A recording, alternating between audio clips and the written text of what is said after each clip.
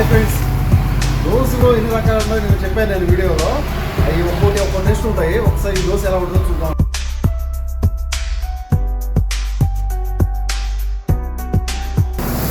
ఇది వచ్చి లావుగా వస్తుంది ఈ దోశ. దీంట్లోకి సాంబారు షేర్వా అయితే చాలా బాగుంటాయి.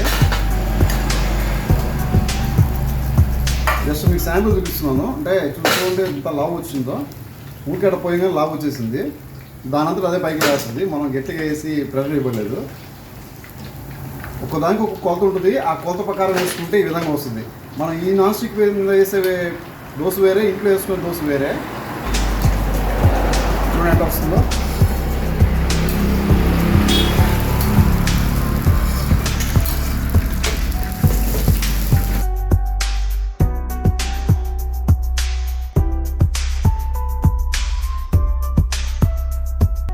ఈ దోశ ఎర్రగా రావాలని చెప్పి నన్ను అడగొద్దు. ఫస్ట్ పెను మీద పోస్తున్నాం కాబట్టి ఈ తెల్లగా వచ్చింది. ఇంకొంచెం ఎర్రగా రావాలనుకుంటే కొంచెం చక్కెర వేసుకోవచ్చు. చక్కెర వేసుకుంటే కొంచెం ఎర్రగా వస్తుంది.